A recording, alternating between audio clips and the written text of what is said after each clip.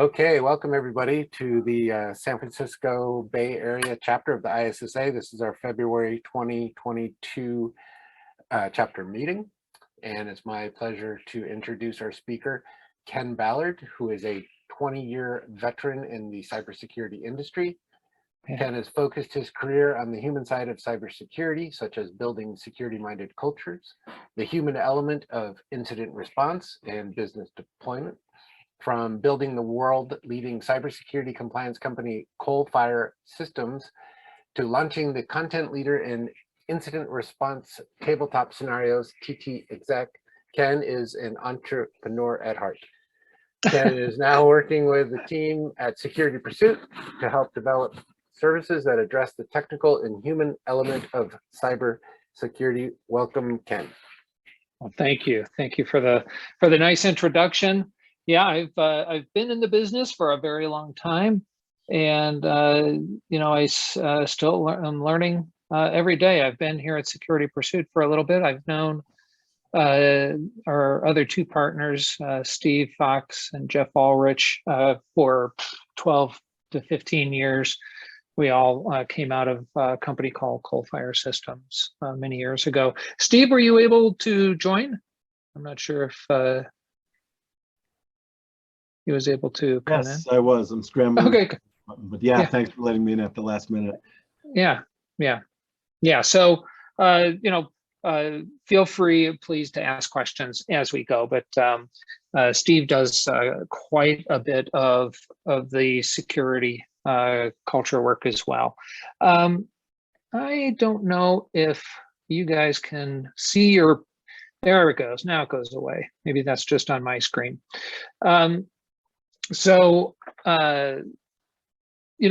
just real quick on Security Pursuit. We've been in business since 2011.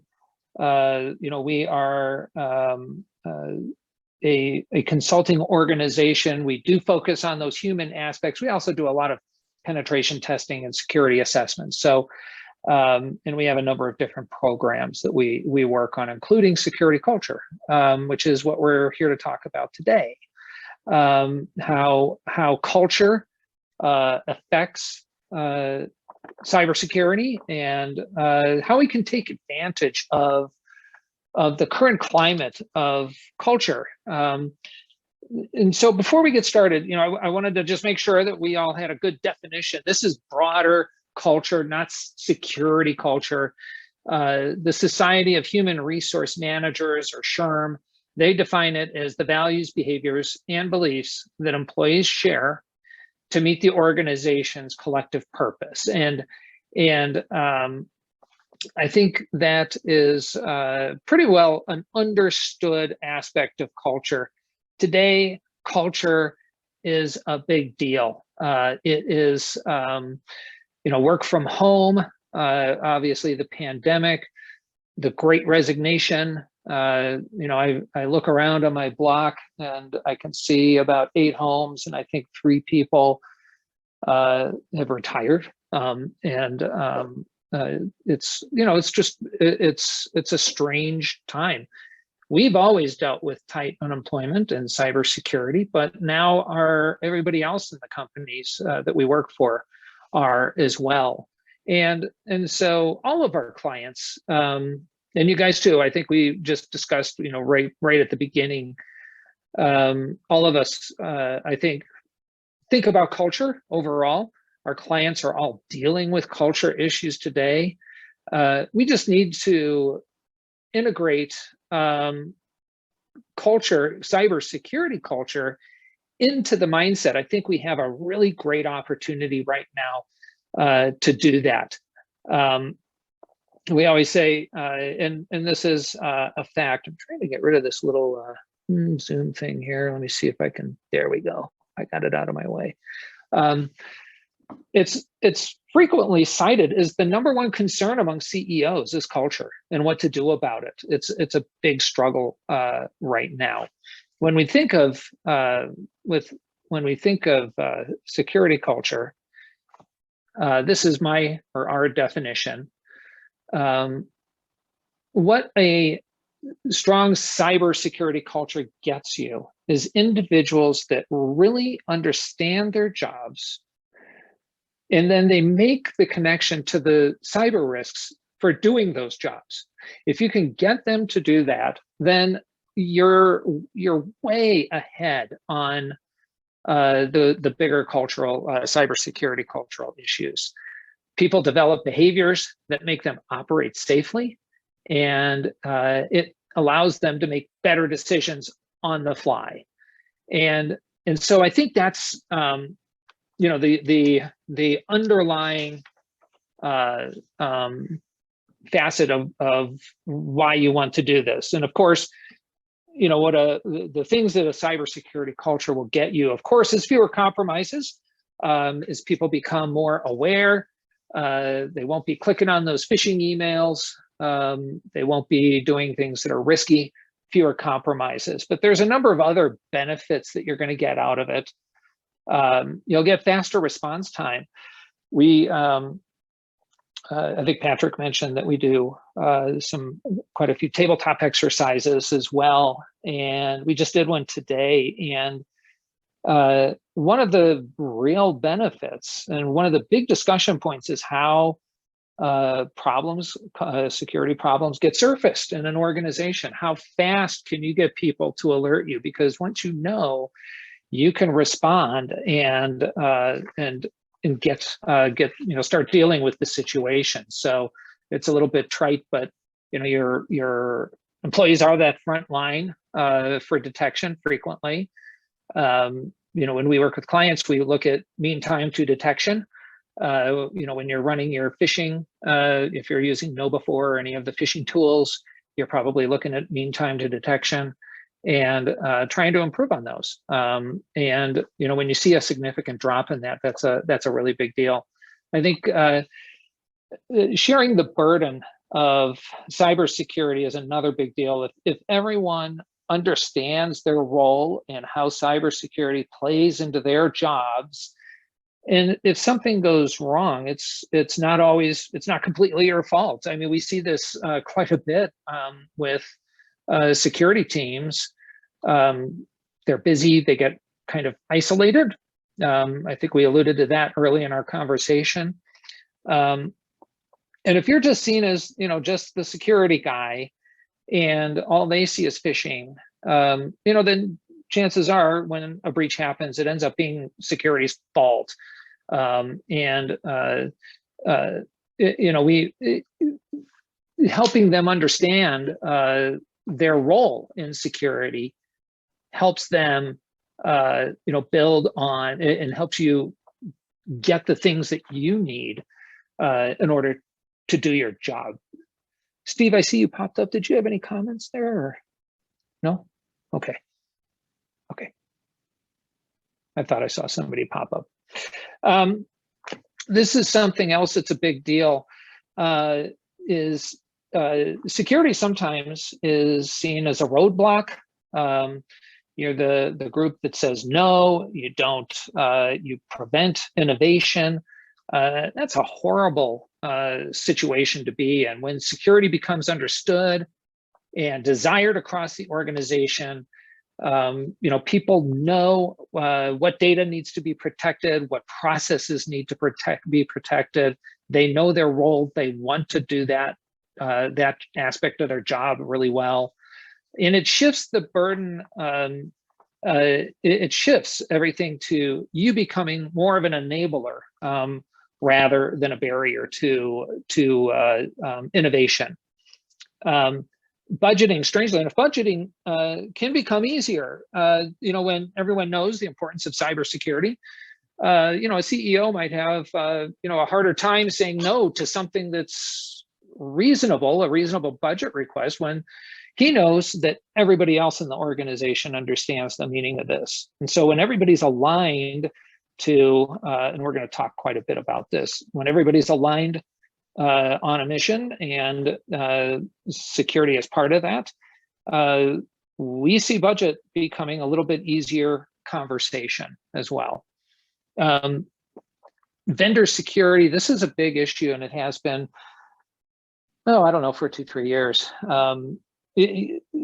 So there's a lot obviously going on. People are pushing out to the cloud. You've got things in the cloud. You've got SaaS, critical applications being run as SaaS applications where you have little control over their security.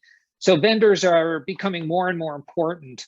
As your applications are being pushed out to the edges of the organization, there's a bigger need to control your vendors, and it's really often too big of a job for the security team. This whole idea of shadow IT, where people use cheap, productivity apps without you even knowing it. It's very real. I've seen it. We know about it at clients. It's very real, and it's really hard to control. And what you really want is to accommodate that by making sure people know that there's a security aspect to what they're doing.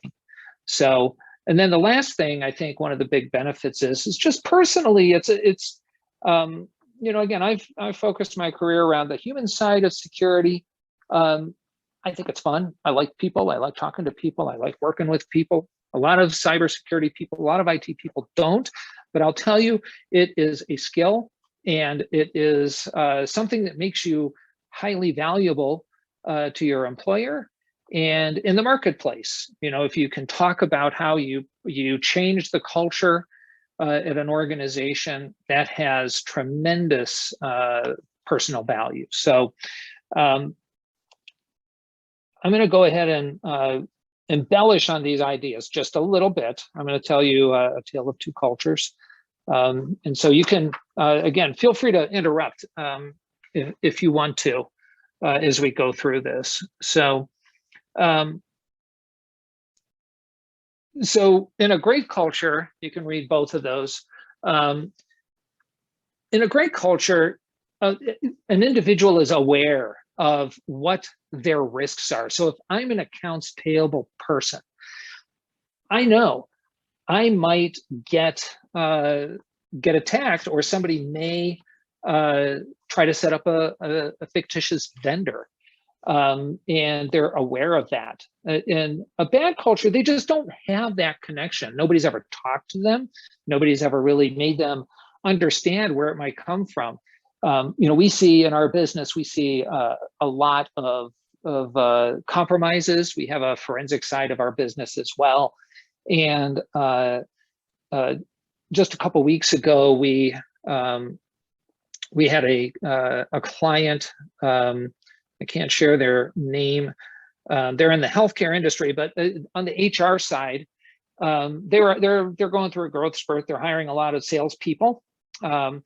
And salespeople live on LinkedIn, and they go out there and they update their profile. And so it's pretty visible to the world when somebody joins this company. And what happened is HR got an email that said essentially, hey, I'm Ken, I just started, love the job so far. I'm using my personal email here, but I need to change the routing for my check as I'm making a number of changes. Can you do that for me? It happened not just once, it happened twice for this company. They did it twice in a 2-week period. And nobody really understood it until the salespeople didn't get paid. They didn't get paid. And so, it's that situational awareness that I think, that people start to think about as they become more security aware. Great cultures, people know what to do. They say, boy, this looks suspicious. May not be, it's okay. I feel comfortable going to my security team. I'm going to Slack them. I'm going to just, we've got a process in place. We can Slack our team, our security team, and they're going to tell me if this is okay. In a bad culture, people are just clueless. They don't see those risks at all. Again, in a great culture, They fess up when they make a mistake. They know they're not going to be punished. It's not going to be judgment day. They're not going to get fired. You want to create a culture where people are, oh, geez, I just made a mistake. I got to tell somebody. And, you know, obviously in a bad culture, they try to hide it. And, you know, they hope nobody notices. Again, kind of going to I think of your employees almost as security sensors. They're like out there. They see things quicker than you. They see more things than you can. They might see a coworker doing something inappropriate, and they should be empowered and encouraged to say, "Hey, you know, that's not cool. You shouldn't be doing that. You're putting yourself at risk. You're putting me at risk. You're putting our department at risk. You're putting the whole company at risk." You know, in a horrible culture, obviously, they don't want to tell anybody. They just like using this app. They go out and, I mean, there's so many productivity apps out there that people just go out and use. And man, you know, if it can be horrifying to see what they put into them. Sensitive data. This is an interesting one, I think. I just told my husband we need to have longer passwords on our personal Amazon account, 16 characters all the way. Steve here on the phone with me, he does a lot of our social engineering training, our live training. And this is something that we frequently integrate into our training, is talking about personal security. Again, you're driving it into their psyche to be careful. And use good security practices all the time.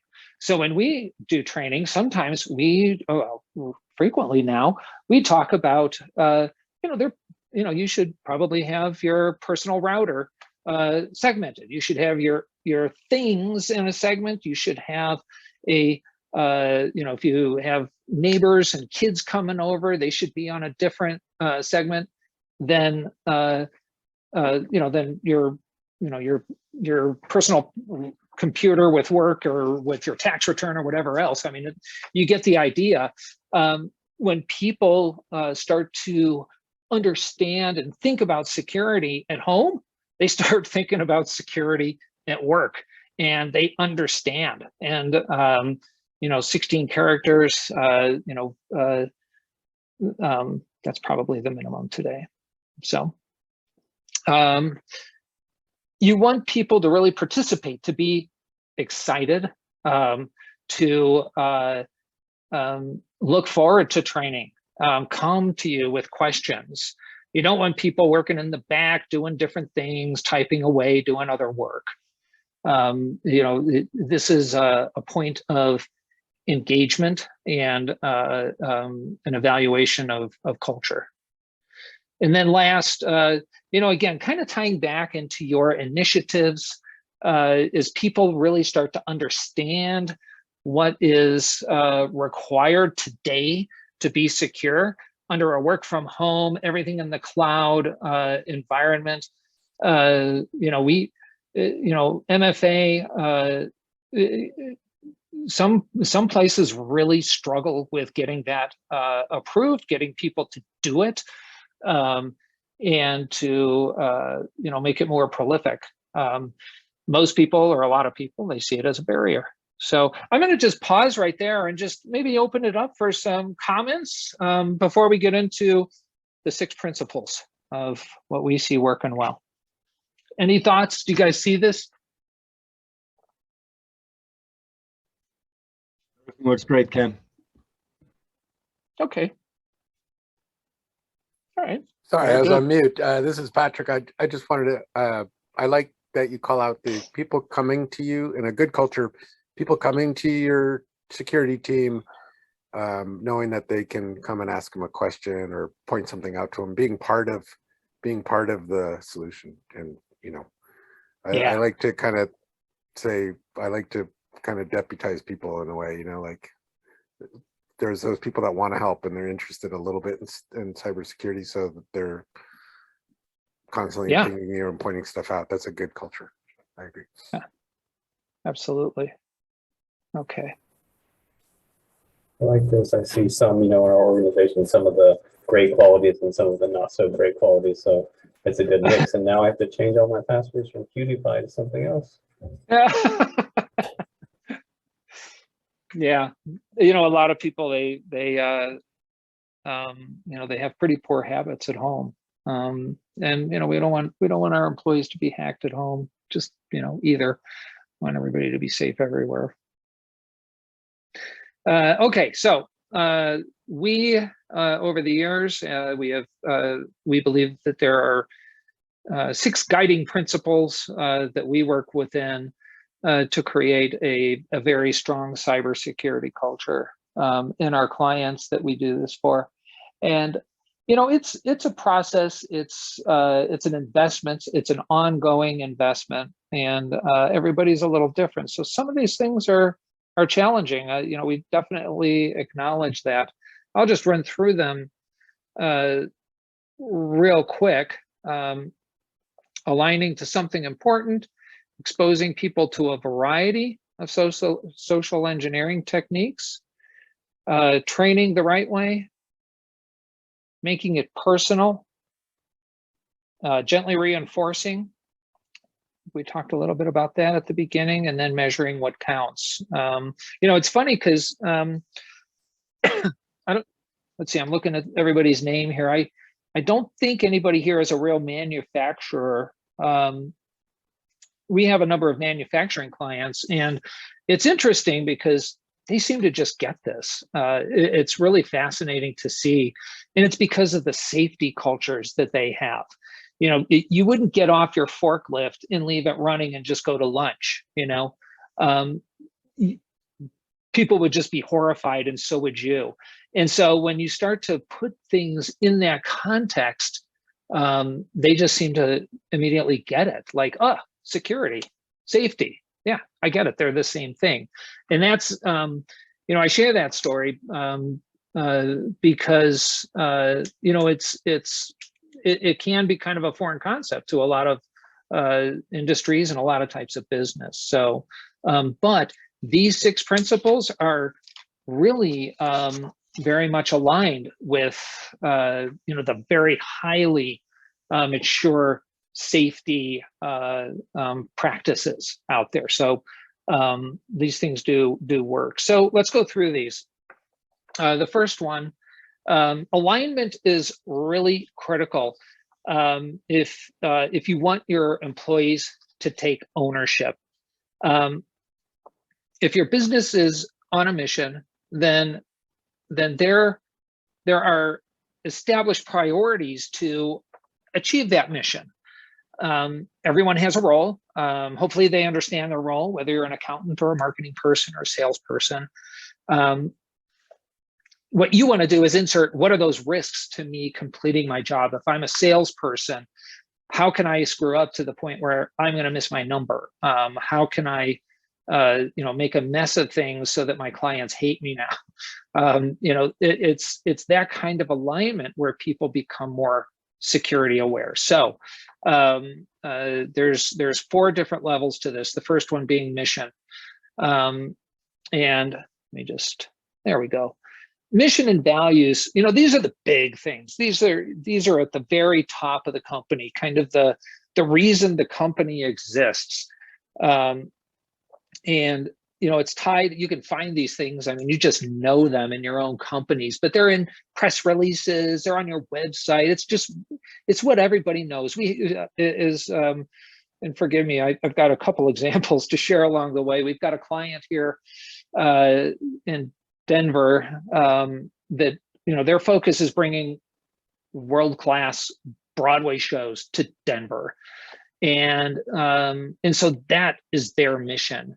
And everything is driven off that. We have another client that's a large law firm here that focuses on accidents. And, they're the guys, with billboards, and you call them when when you've had a car accident, and they get your money and justice and all of that. Those are the big things at these clients that everybody just understands. And so you start at that higher level, you move down to more current objectives. So what are the big things this year? We've got to grow 20%, or we're buying a new business, or we just bought somebody, we've got to integrate them successfully. I mentioned that we work in the pension industry, and we have a few clients like that. We've got one that's moving their office. Everything they're doing this year centers around them moving their office, and because they want to change culture, they want to change. They're kind of in an old, dark, dank building, and now they're moving to a beautiful new place that they've built out. And they're trying to deal with all kinds of cultural issues. They've got a lot of retirees coming up, and they're trying to attract younger people, so they're putting in kombucha bars or stuff like that, so that people are more attracted to work in that environment. And so from a security standpoint, we're tying into that because it's relevant, and people, there's just this natural excitement around it. Going down a little bit further, you see where I'm going with this. Suppose you're that accountant, that accounts payable person, and what are you guys talking about? What are you talking about in your department? What is your role? What is your coworkers, your immediate coworkers? What are they working on? What are they talking about? These are, what big changes are coming and initiatives. This is where it starts to get kind of hard on a security team. You've got to get close. You've got to get closer to people, and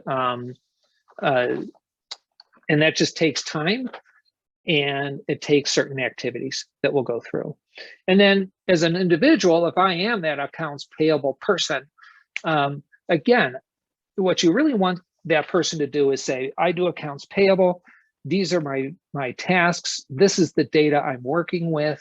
And these are the risks of my job and the things that I'm doing. It's nice if you can tie into their personal goals, if at all possible as well. And, I added a lot of companies, because this culture in a broader sense is such a big deal, it would be worthwhile, as you embark on these concepts, to work with your human resource team. They will totally get this, and they'll help you out. And get you integrated into any activities. They may not be, obviously aligned to that.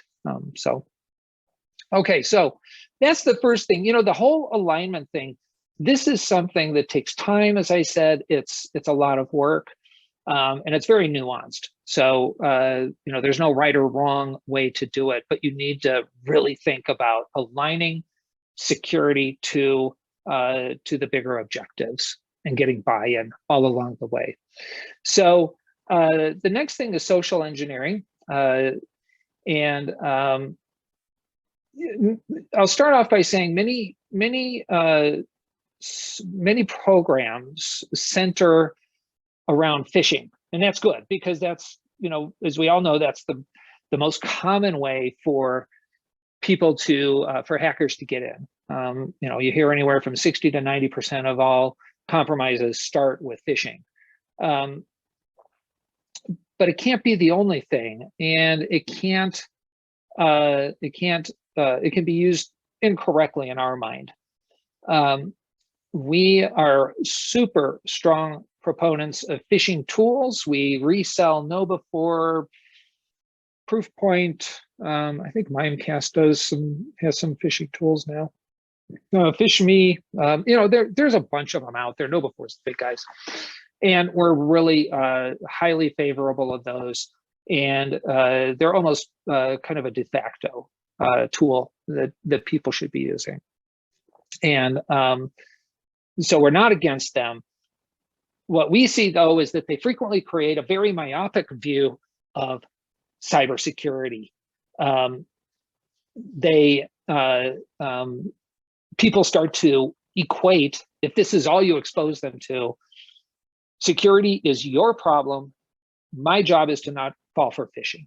And that's not the culture that you really want to create. We often see them used almost as a tool for punishment rather than inducing good behavior. And obviously that's not good either, because then you become kind of the no guys, the mean guys, and not a real partner. If you read, what they suggest you do for phishing, I mean, they'll have you doing phishing campaigns every 2 weeks. I think literally every 3 weeks is what's recommended by a couple of them. Boy, you can do that. We think it's just doing that forever is too frequent. I think it creates that myopic view of cybersecurity. It becomes annoying. And we've seen a couple things work for companies that are really far off on awareness. You go through maybe a 3 month, 2-3 month period, 4 months, where you're doing a lot of phishing to make a point. Then you kind of taper it off, and then you come back in and do some more, and then maybe you spread it out. People that organizations where phishing is people are more aware. We think doing something regularly is good, but just phishing is not that great. Forcing people, again, this is a kind of one of the so-called best practices with the tools, making people do training right after they fail a phishing test. That can have very negative consequences from a cultural standpoint. Again, it's using a stick rather than a carrot, and it becomes and boy, especially given some of the training that people are forced to take, with the little cartoon characters and things. It's I don't know. I think it's horrible. Is everybody here? Do you guys all use a phishing tool of some form? If I was good at Zoom, I would do a poll, but I'm not. So we do an annual test along with our annual pen test, and I agree. I mean, the little videos and stuff, they're not very professional, So yeah, we usually just talk to the people, that click on something. Yeah, that's good. That's good. Yeah, the tools are really good, especially in bigger companies. They can really be helpful just to make sure that you hit everybody. That can be a real challenge. We think it's a good idea to consider other forms of social engineering beyond phishing. It gives people, even if you want to keep it realistic and to the organization. But it also just broadens people's perspective. They see, they just, or even if it's something that, that accounts payable person may not see, they're just like, wow, I wouldn't have thought that, and that might surface in some other way, another form of social engineering. So some of the things that we like to do, even when people are using phishing tools, we will do specialized, kind of a specialized phishing test frequently. Steve, again, who's on the call, I think he can trick just about anybody. And one of the ways we do that is, phishing is all about the language, and it's about the situation. We work with a large logistics company, when we did phishing with them recently, we do we talk in those terms. We talk about and it's all just stuff I picked up off of their website, no cheating, but we craft various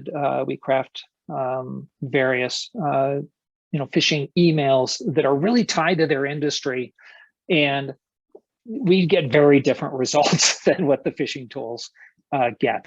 So, think about that. Phishing is always a good idea because it is so prevalent. Think about social media. There's a lot of newer attacks because email is getting clamped down, and there's so many good tools out there. Social media is a big thing.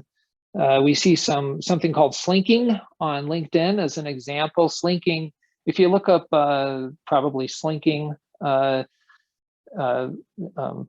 hacking, you probably would find out more about what this is. But it's essentially it's actually a marketing tool that LinkedIn has built into their system, and the URL looks like a real LinkedIn URL, and but it can pull people off site, to a compromised environment. We do pretext calling, picking up the phone call, acting like we're somebody else. We're working for IT, we're working for security, we're doing something. Again, sometimes this can be hard for somebody internal to do if they're really well known. And it's just a skill set that you gotta have the guts to do it and to stay and roll. So Steve's good at this. We've got some other people that are really good at this. I'm okay at these types of things. I will sometimes start laughing, and so you don't want to do that necessarily midway through the conversation, because you're trying to really trick people and give them that experience. We've heard of smishing. We do SMS, just text phishing. Your phone, as you're saying, your phone is a computer. It's got some direct hooks right into your systems, probably. So it's a good thing to expose people to that as well. They're getting it anyway, so you might as well do one of your own. QR codes are kind of fun. This is something that we've been doing lately. It's kind of the USB drops of 2022. And in fact, this came up, it was late last year. In Denver, somebody was going around to the parking meters and putting these QR codes on the parking meters that say pay here. And it's a QR code, and people walk up and they flash it, and they type in their credit card, and then boom, they're screwed. So we will print QR codes and put them in the elevator if the building, if you're not going to get in too much trouble. You can get easy peel stickers, stick them on people's windshields or on their little glass, and just come up with some creative things and see what happens. It's like I said, it's like dropping a USB token, somewhere and seeing if somebody picks it up and plugs it in. I guarantee you'll get somebody doing it. So, any questions? Everybody good here? So the exposure is really important. I think the gist of this is phishing is critical, but don't hesitate. You really should build on and use other forms of social engineering. Okay, so training, we call it training the right way. Again, many companies use the training associated with phishing. A lot of it's really dorky and almost juvenile.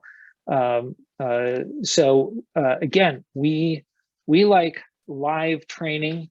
The reason being is that it gives the security team an opportunity to tie into those bigger organizational objectives.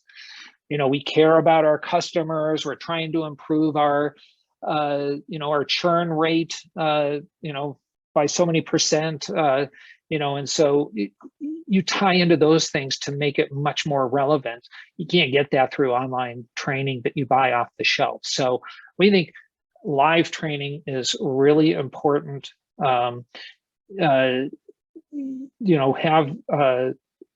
the tools, doing polls, breakout rooms if you want, just to make the training much more interactive and lively. And again, it depends on the size of the organization. You've got to align this. If you've got 10, 20,000 people, you do things slightly differently than if you have a couple hundred or 50 or so. So the QA, the live QA is really terrific as well. And you get a lot, when it's done right, you get a lot of feedback from people, lots of questions. And so that's what you're looking for, is that level of interactivity. We do know, though, that part of training, whether it's insurance or for some compliance reason, you get a new employee, you've got to train them, pretty quick. And so you may, record things, you may record a class or two and push people through those. Just keep an eye on that compliance issue, of course, so that you're not falling outside of insurance or any kind of compliance requirements. So, do you guys do much? Sounds like a couple of you do some live training as well. Is that pretty common for you guys? Anybody else have any thoughts on that? Okay. Yeah, Ken, I'd just jump in. I was going to say, Steve Foxer, thanks again for having us out for the training. One piece to segue out of Ken's comment around using various forms of social engineering and the higher level concept we're trying to convey, which is make it personal, make the staff understand it's actually important and it's going to help the behaviors help protect their homes and their kids' accounts and all the rest. A couple quick points though on that. One of a couple of ways we also try to do that when we talk about training the right way. We not only do the best practices, and as you can see from Ken, we try to really inject a lot of interesting war stories and tell tales about what we're seeing out there.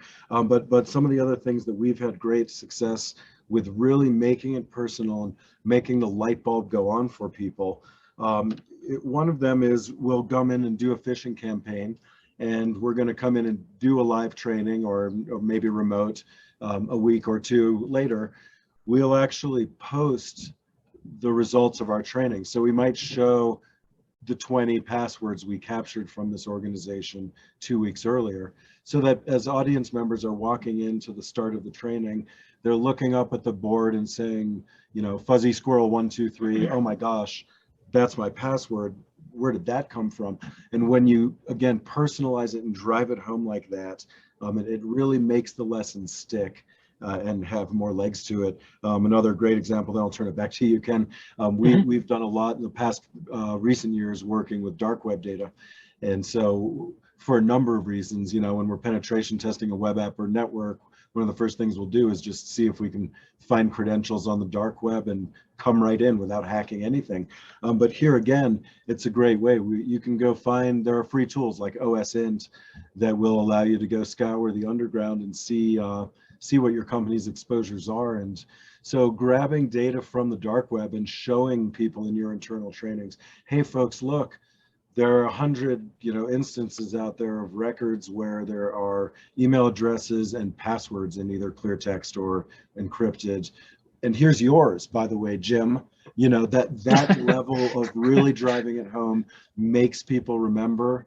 And it's just one of those kind of catalyst training techniques that we like to use. So thanks again, Ken. Yeah, absolutely. Absolutely. Okay. Let's see here. Where'd my mouse go? Oh, okay. So on that front, we've got a few more here. We're on number 4 of 6. Making it personal. Just like we said, there's a lot of ways to make this personal. This is something that we call department or cadence meetings. And when we were talking about alignment, this is where we get down into the department, and it does take more work.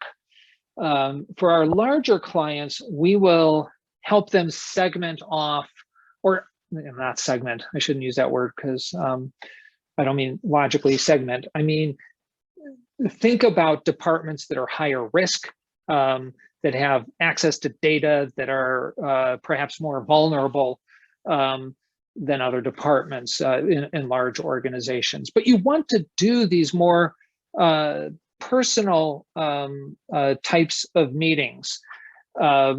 Just like the ladies in this picture, it might be just sitting around almost like a fireside chat kind of a thing. Clients will bring in pizza or sandwiches or beer later in the day.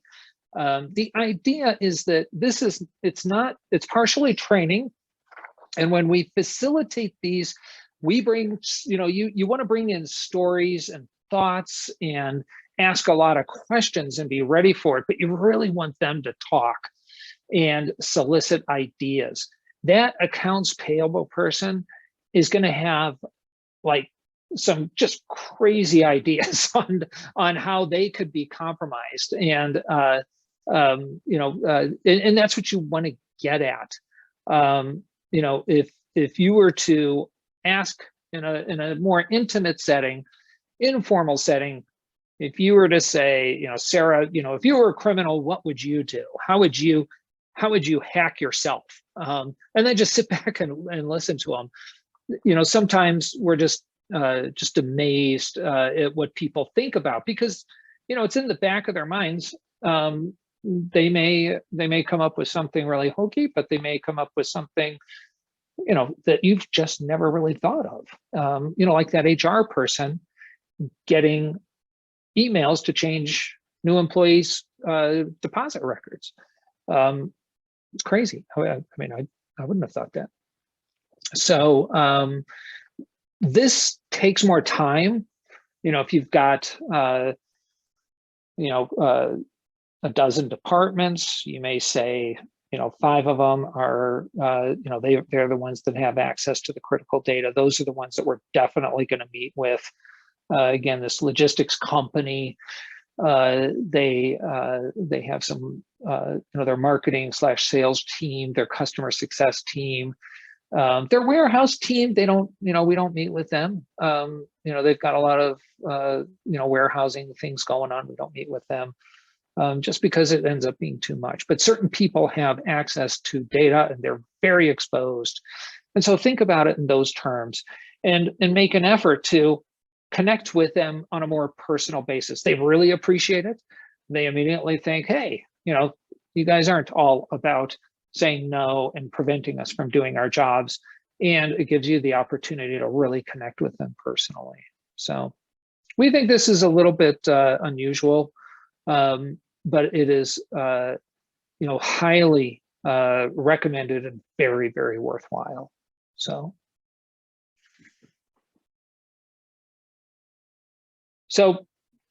again, I think at the beginning, talking about positive reinforcement is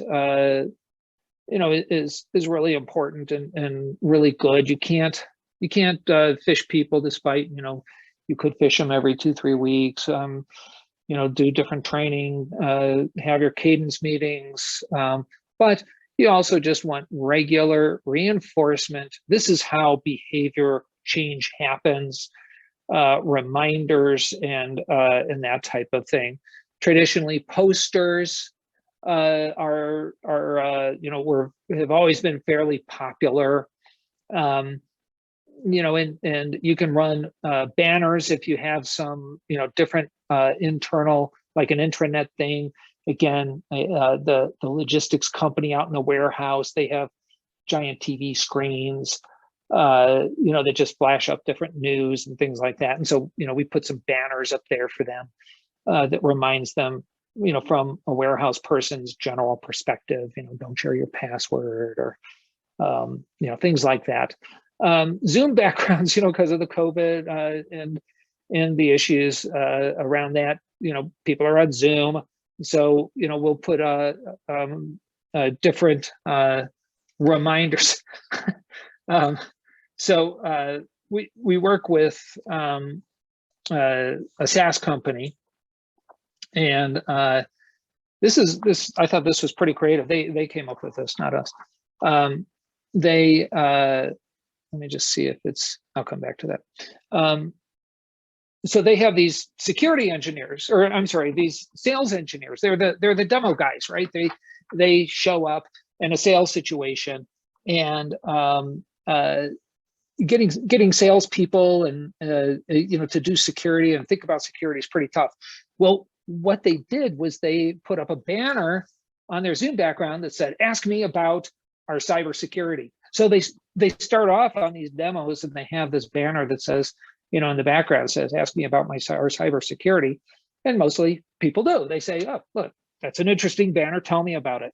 and they lay it all out. They have been trained to talk about security as a SaaS organization and how important it is to protect customer data and everything they do. They totally lay down a pile of FUD for their competitors, and they love it. So, you know, creative things like that are pretty pretty good. I mean, it seems to be very effective for them, and it lets them use security as a sales tool and as a competitive differentiator. So pretty cool stuff. We had somebody else that said, had a banner that said, give me some chocolate and I'll give you my password. And that was more of a tongue-in-cheek type of thing. So gamification is great. There are a lot of online games that you can just share with people. Some of them are dorky, but some of them are pretty good. In fact, I'm going to do a blog post here within the next 2-3 weeks on this. I'm just going to go out and grab all the different online games that you can take a look at. And, you know, if they seem like fun, you can send them out to people and just say, hey, came across this. This is kind of fun. So you can look for that if you want that. Just let us know. You know, we see a lot of, you know, the first person to catch the fish. So you're running your phishing campaigns, you know, whoever, you know, catches the fish or alerts the security team first, or the first 2 people or first 5 people or whatever, you know, they might get a gift card or something like that.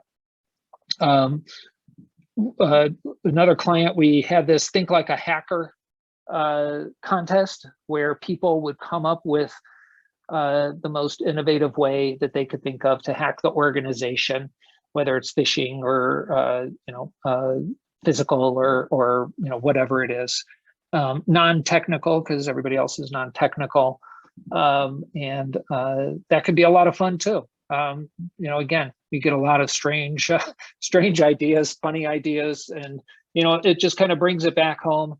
And rewarding people or awarding people, giving them awards is a really good idea.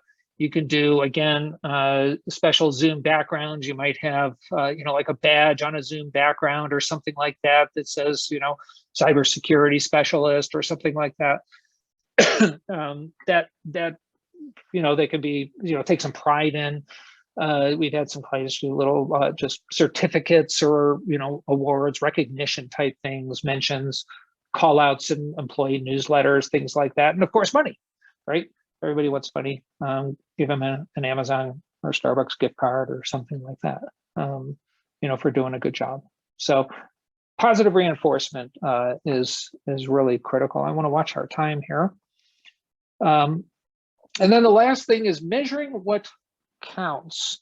You know, today you've got to measure so you can tune things, and it, of course, legitimizes your security culture program. I'm gonna be a little picky as I walk through this. HR people would appreciate this. There's 3 types of things that we think you need to measure: awareness. And awareness, phishing is not awareness. Phishing is behavior, which is next. You want to test awareness, and awareness is generally, are they aware of your policies? Are they aware of your expectations, your procedures? Are they aware of where the critical data is? And that's best handled with testing, literally testing. And you can do these with, you know, some very cheap or free survey software. You know, do you know what the policy is? You know, how long should your password be, or, you know, whatever it may be. And if you, again, have high risk people or groups, you know, you can change those awareness tests around, but they're pretty easy to put together. But you definitely want to measure awareness. You want to measure behavior, and behavior is a result of awareness. And you do that with the simulations. And so that is the phishing. but it also comes up with, if you ever do tabletop exercises for bigger simulations, that's definitely a good measurement of behavior. Behavior, like people showing up to participation, take attendance and see who's there. That's a measurement of behavior. It should go into some form of a metric when people show up to courses or any kind of training. So, and then the last is culture. Culture's hard to measure. And so we do it with surveys. And this is traditional HR, culture stuff. And what you want to do is you want to ask these open-ended questions. How are we doing, essentially? What do you think about, these programs? Do you feel like we're missing anything from a cybersecurity perspective? Ideally, you want narratives, and you want people to write freehand and give their opinions and that type of thing. You're looking for obvious problems, and you can certainly put in yes/no questions, but you're really looking for consistency and consistent messages across the organization. Like, I don't feel like we're hitting the mark with training, or the training is getting stale, or we got a lot out of the cadence meeting, but we'd like to have more of those. Things like that. You're looking for consistency, not really for people saying this stinks. Certainly pay attention if they do, but you probably don't. That's probably not the answer or the type of question that you're looking for. So I think I was supposed to stop about right now. And again, these are the 6 things that we think you should focus on to get your cybersecurity culture up to snuff. So I'll Patrick, is this the time to just open up for questions? Yeah, absolutely. So I'm going to stop the recording, and if you're watching this on YouTube later, this is another reason to join our meetings in person, so you can attend the open Q&A. So thank you, and we'll stop right now. Excellent.